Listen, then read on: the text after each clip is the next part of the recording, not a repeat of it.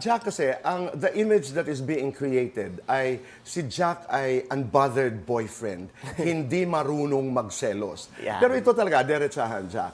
Abo, Nagsiselos ka ba? Hindi ka ba nagsiselos? Nasaan ka? hindi po ako nagsiselos, tito. Talaga? Mulat-mula ito? Mulat-mula Hindi ka po. talaga seloso? Hindi po eh. Okay, babaligtarin ko. Si Barbie, selosa? Hindi. Siya po, hindi din. Kasi sa amin, Tito Boy, parang sabi ko nga, siguro kaya nagkataon na pares kaming artista. Kasi I think kung parang non-showbiz or hindi related sa showbiz yung magiging karelasyon namin, ang hirap talaga ipaintindi. So for me, sa karanasan ko na yung girlfriend ko, artista, ako rin, as boyfriend niya, artista, naiintindihan namin yung work namin. I get that.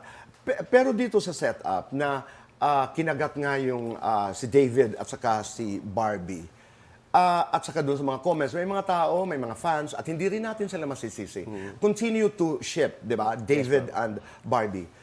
Kahit konti hindi ka naiirita, hindi ka napipika, hindi ka napipikon. Actually, Tito Boy, nalulungkot ako sa mga Filipino mindset natin na, syempre, hindi yun naman masisi kasi parang kahit naman ako maging fan ng isang artista, talagang magiging ganun din yung pakiramdam ko. Which is nakakalungkot lang po kasi may mga comments na parang pinapersonal na, minsan nakakapagsabi na ng hindi magandang salita. Pero ako as artista and alam ko itong ginagalaw akong mundo at alam kong public figure po ako, naiintindihan ko po lahat yan. Nalulungkot lang ako sa iba na sana maintindihan nila yung trabaho na tsaka sa personal na I understand you. Pero yung lungkot na yan ay hindi natin exclusive. Ako rin, pero we also have the power mamili kung anong makakaapekto sa atin at hindi, di ba? Yun ang maganda. Doon tayo kay Barbie. Kasi ikaw, you're paired with other leading ladies, for example. Yes, and then po. Barbie works with other leading men. Napapag-usapan niyo ito pag kayo lang? yung sa amin po, Oh, which is yung ibig mga sabihin, partner I'm ko talking naman. about boundaries, setting boundaries, rules. Meron bang mga, how do you call Barbie? Baby, honey? Mahal. Mahal. Mahal, ito usapan natin. Mga aktor tayo, trabaho ito. Pero ito ang ating rules. Meron ganun. Wala po, Tito Boy eh. Kasi kami po, sa totoo So you will lang, allow, I'm sorry to cut you there, so you will allow Barbie to do kissing scenes and vice versa?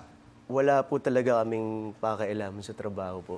Kumbaga, pares po kami aktor, pero like, pagdating sa trabaho, trabaho po. Pero pagdating sa love life po talaga. Paano nyo pinupunuan yan? I mean, pag kayo na lang dalawa, how do you assure each other na we are okay, kung ano man ang nababasa, ano mga napapanood sa telebisyon at pelikula, trabaho lamang yon. How do you talk about it? Kayong dalawa. Mahalaga, Tito, yung trust. Kasi, alam naman namin sa isa't isa na trabaho lang yun. And as long as nagtitiwala kami sa isa't isa na trabaho lang siya, wala naman pong parang nagiging problema. Jack, tao lang tayo.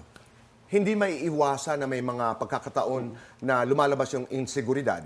Hindi lamang mo, but si Barbie din, because you are partners. Ikaw, sa tanang, hindi naman buhay, in the last 6 years that you've been together, hindi ka pa nagsiselos? Hindi, Tito eh. I Talaga, think hindi ka talaga seloso? kaya siguro nagkataon talaga na naging professor ako ng anti-selos class. Hindi, itayo mo talaga, ituloy mo talaga Yes, yun. parang- Kasi ngayon, pag sinasabing Jack Roberto, marami na gusto magtanong kung paano mo ba ginagawa yun? Yes, opo. Si Barbie, hindi rin. Hindi, wala po siyang sinasabi sa akin, pero parang Hindi, ko naman mararamdaman mo nararamdaman naman yun eh. Opo, wala po.